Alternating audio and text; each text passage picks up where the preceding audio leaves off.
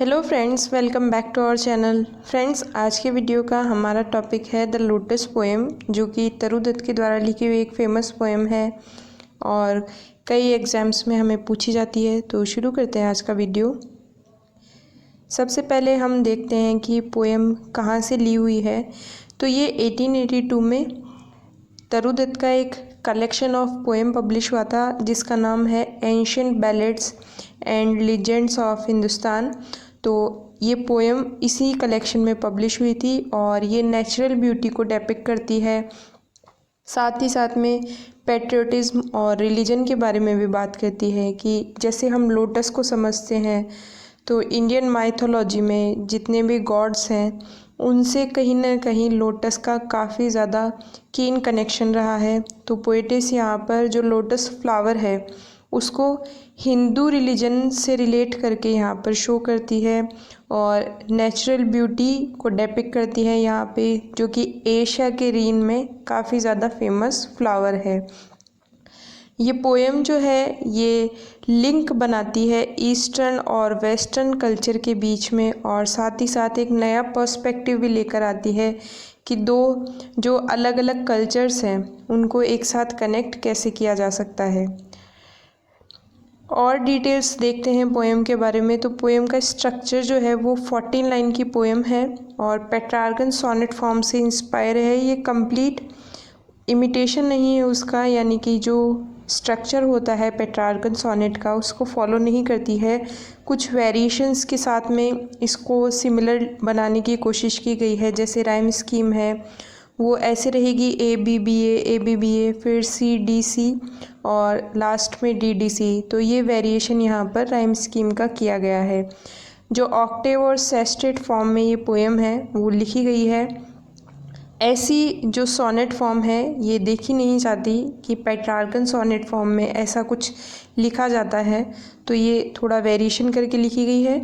और वॉल्टा, जैसे previous exams में हम देख चुके होंगे या प्रीवियस वीडियो में पढ़ चुके होंगे कि वॉल्टा यानी कि जो टर्न होता है आइडिया का, जैसे कि पेसिमिस्टिक आइडिया से ऑप्टिमिस्टिक की तरफ जाते हैं, तो वो वॉल्टा जो है वो सेस्टेट में बिगिन होता है या शुरू देखने को मिलता है हमें। तो पोएम की तरफ हम मूव करते हैं। पोएम यहाँ से शुरू होती है। जो लव है, यानी कि लव गॉड है, एक क्यूपिड नाम के गॉड हैं, गॉड ऑफ लव। तो यहाँ पे उनको पर्सोनिफाई किया गया है लव को, और बताया गया है कि लव फ्लोरा के पास आते हैं। अब ये फ्लोरा जो है वो गॉडेस ऑफ फ्लावर्स हैं, तो इन दोनों को यहाँ पर पर्सोनिफाई किया गया है। और आस्किंग फॉर अ फ्लावर, तो ये क्यूपिड जो है ये फ्लोरा के पास आते हैं किसके लिए? एक फ्लावर ढूंढने के लिए, कि एक स्पेसिफिक फ्लावर की वो सर्च कर रहे हैं। तो that would of flowers be undisputed queen, कि एक ऐसा फ्लावर होना चाहिए जिसको कैसी पदवी मिली हो? अनडिस्प्यूटेड, यानी कि कोई उसकी क्वीन होने की पदवी पर कोई क्वेश्चन ना करे, यानी कि वो सुप्रीमेसी को क्लियर करता हो। The lily and the rose long long had been rivals for that I honour, कि यहाँ पर जो ये खिताब है, ये जो ताज दिया गया है अनडिस्प्यूटेड क्वीन का, इसके लिए दो राइवल्स यानी कि दो प्रतिद्वंदी हैं यहाँ पर। पहला है लिली और दूसरा है रोज़। तो ये दोनों फ्लावर्स काफ़ी टाइम से, लॉन्ग बहुत लंबे समय से राइवल्स रहे हैं एक दूसरे के इस हाई ऑनर के लिए, यानी कि ये फ्लावर्स की कैटेगरी में जो सबसे सुप्रीमेसी को एस्टैब्लिश करने वाला फ्लावर है, तो ये आपस में compete कर रहे हैं इस चीज़ के लिए। बार्ड्स ऑफ पावर हैड संग दियर क्लेम्स, कि बार्ड्स ऑफ पावर, बार्ड्स का मतलब होगा पोइट्स, और संग दियर क्लेम का मतलब कि वो अपने अपने तर्क रखते हैं या अपने अपने ओपिनियंस रखते हैं कि कौन सा फ्लावर इस कैटेगरी में बेस्ट है और कौन सा नहीं है। तो पीछे वाले जो ये 4 लाइन्स हैं इनमें लिटरेरी डिवाइसेस देख लेते हैं। तो लव और फ्लोरा को पर्सोनिफाई किया गया है। एंजेबमेंट यूज़ हुआ है लास्ट वाली लाइन में, कि जब बार्ड्स ऑफ पावर है वो आगे वाली लाइन से कनेक्ट होती है, और अलिट्रेशन यूज़ हुआ है हाई एंड ऑनर में। आगे नेक्स्ट लाइन है, the rose can never tower like the pale lily with her Juno mien, कि ये जो रोज़ है वो क्या नहीं कर सकता, स्टैंड स्ट्रेट या compete करना। तो ये कभी भी compete नहीं कर सकता किससे, जो पेल यानी कि येलोइश कलर है किसका, लिली का, विथ हर जूनोमीन। जूनोमीन का मतलब यहाँ पर होगा ब्यूटीफुल फेस या appearance, beautiful appearance. But is lily lovelier, thus between flower fractions rank the strife in साइकीज पावर। कि ये जो लिली है, अगर रोज़ इसके सामने स्टैंड नहीं कर सकता, compete नहीं कर सकता, तो क्या लिली जो है वो लवलीस्ट फ्लावर है या क्वीन होने की कैटेगरी में बेस्ट है, यानी कि ये क्वीन बनने लायक है क्या। दस बिटवीन फ्लावर्स फैक्शंस रैंक, कि इसीलिए इस बात को लेकर फ्लावर्स के बीच में क्या हो गया, डिस्प्यूट हो गया, क्लैश हो गया, झगड़ा हो गया।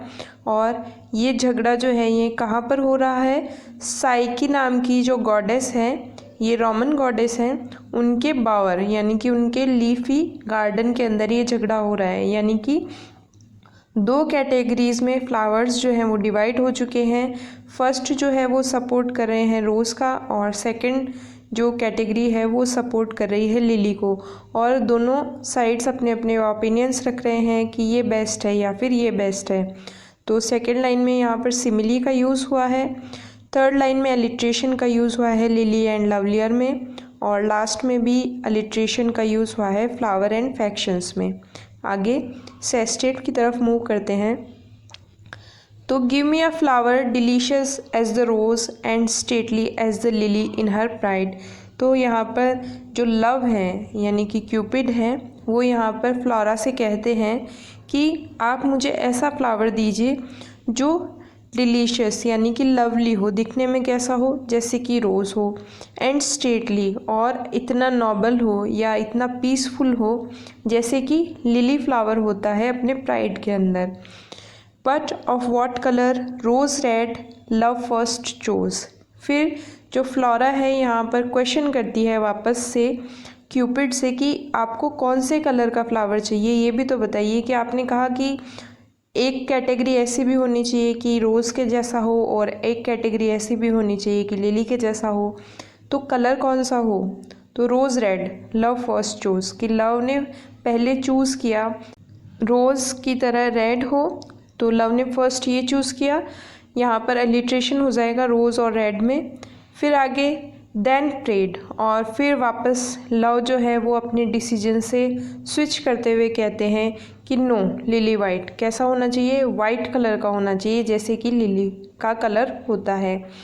और फिर लास्ट में कंक्लूजन में पहुंचकर फिर से लव कहते हैं और बोथ प्रोवाइड, अगर ऐसा हो सके कि आप दोनों को प्रोवाइड करा सके मुझे, तो आप दोनों ही दे दीजिए। And Flora gave the lotus rose red dyed and lily white the queenliest flower that blows. कि फ्लोरा ने लव की ये बात सुनकर उनको लोटस फ्लावर दिया, जो कि रोज़ रेड और लिली वाइट के कलर्स का कॉम्बिनेशन था, और ये क्वीनलीस्ट फ्लावर था, यानी कि सुप्रीमेसी को एस्टैब्लिश करने वाला था फ्लावर्स की कैटेगरी में जो कि ब्लूम होते हैं। तो यहाँ पर आकर ये पोएम फिनिश हो जाती है। और जो लोटस फ्लावर है वो सत्यम शिवम सुंदरम का कॉन्सेप्ट भी यहाँ पर शो करता है। पोएम जो है वो एब्रप्ट बिगिनिंग से शुरू होकर पीसफुल एंड की तरफ जाती है। आई होप आपने एंजॉय किया होगा, आपको पोएम समझ में आई होगी। मिलेंगे आपसे नेक्स्ट वीडियो में। Till then bye bye.